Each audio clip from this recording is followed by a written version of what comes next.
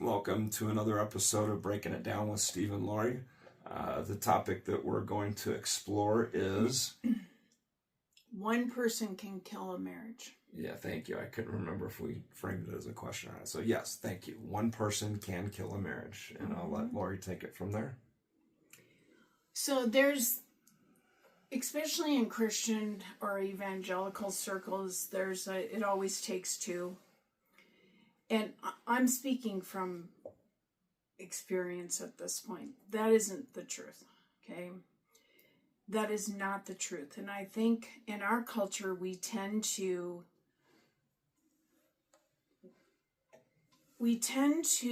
guilt and shame the healthier person in a marriage to save it when there's a toxic person.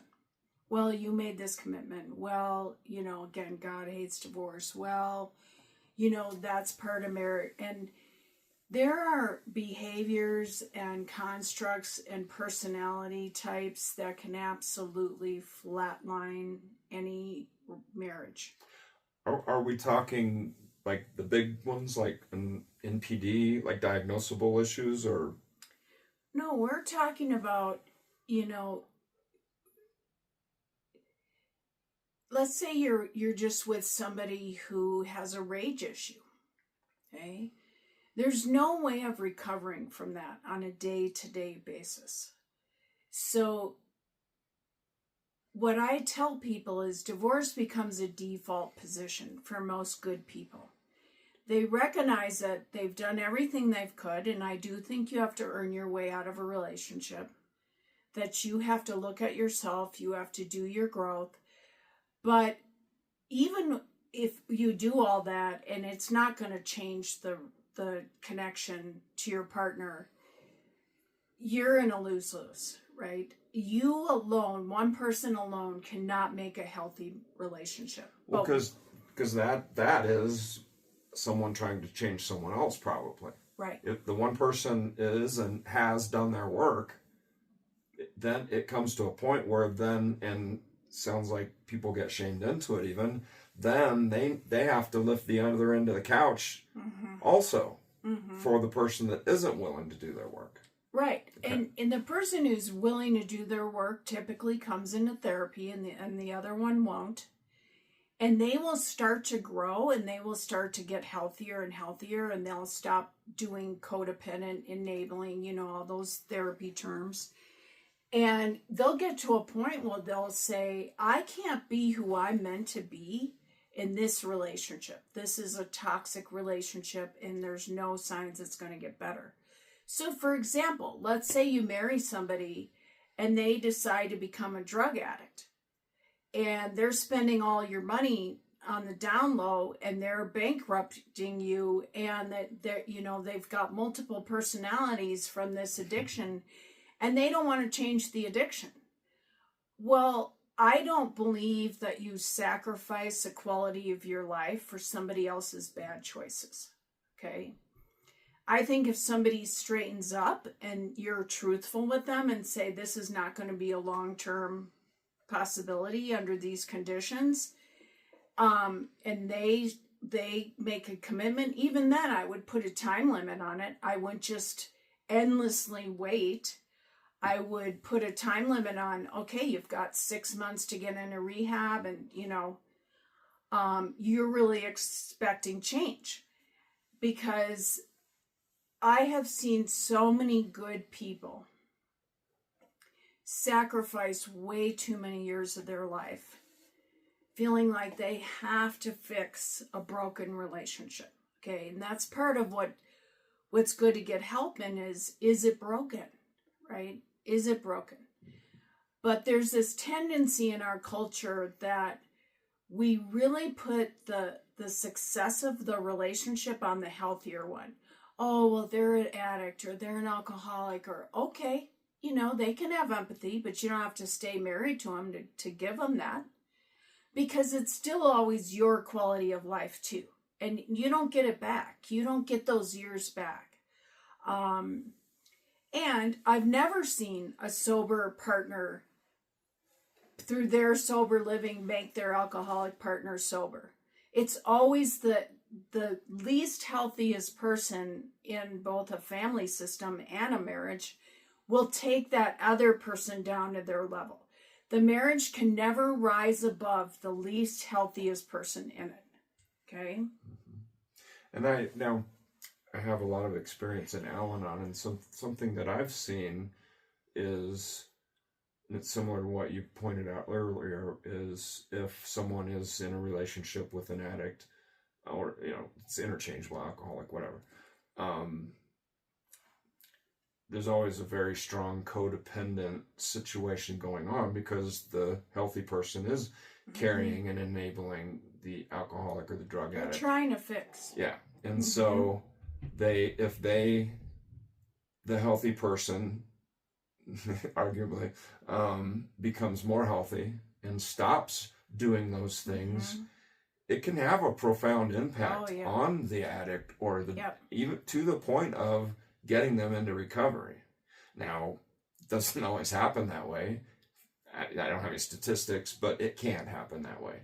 It can, but that other person has to be really strong. Yeah. Well, and another thing that can happen is the healthy person gets healthier and sees the hopelessness of their situation, and they leave. But a more insidious thing that can happen is when it isn't a glaring train wreck of a situation, when it's a person that's being loving with a person that just kind of quit being loving. Or they're mean. Or they're mean. But again, what's really insidious is when it's something you can't. It's not direct abuse, right? Yeah. It's not overt. They're indifferent. They don't care. They're detached. I mean, more marriages die from somebody's indifference. Yeah. Okay. But in all cases, it's them not carrying their end of the couch. Right. But it just, those societal, influences of, if I just love harder, or I think they get even more difficult when it is something not so overt. But it's still the same thing. They're not carrying their end of the couch. Well, and think about it. You can't force somebody to be interested in the quality of the marriage. The only person you can ever change, no matter what the situation is, yourself. Well, and so think about it. A naturally kind person wants to make it work. And they're very sincere at it. But they're the perfect victim in this scenario. Well, they don't start to recognize that all those ways of loving are now out of context and are actually just enabling. Like, you never enable the worst of somebody, right? They have to take responsibility for that. So, for example, I knew of this woman who was actually a friend of mine. She's married to a guy forever that just couldn't have cared less about the marriage. Like, she didn't know if he even loved her. They'd go on vacation and he'd take naps all day. I mean, just neglect, right? And every day she was cooking 3 meals. She was doing his laundry. She was cleaning. I'm like, why? Why are you doing all that? Like, you have to mirror back the energy of the relationship. You can't have this toxic positivity of, if I just love them harder, it's going to work out. No, at the end of the day, people choose who they're going to be, okay? Well, and in addition, when someone shows you who they are, believe them. Exactly. Right? Yeah. No matter how you love them, you can't love them out of being an asshole, right? You can't. And so if they carry on like that, why waste your life in that situation? Nobody wins in that. And when people say to me, well, the kids, I'm like, oh my gosh, of all people, your kids want you to either be in a healthy relationship or not be in it. Yeah. Right. So that energy, like you always say, you can't fake energy. That energy, no matter how hard the parents might try to cover it up, is affecting the children. Oh, and kids are little CSI agents, right? Mm-hmm. I mean, they can walk into a room and they'll pick up on what's going on, or, Mommy, why are you upset? Daddy, why are you mad? And the younger they are, the stronger that ability is. Yeah. Yeah. So I want to push back on that I really see that saying really harming a lot of people. And loop us back. Say it again. It takes two. Okay. Oh, okay. It takes two to take out a marriage. One person. Now, if you've got two good, healthy people, yeah, and they for whatever reason, okay, but that's not always the case. Work through it. Yeah. Or don't. But well, sure. Sometimes relationships just come to an end. And you can have a conscious uncoupling. Oh. Which, I mean, we're making fun of the Gwyneth Paltrow term, but there is some beauty to that, because you said, earning your way out of a marriage. Mm-hmm. I made a joke about that term one time, and you're like, well, actually, I kind of think that you do need to earn your way out of a marriage. But anyway.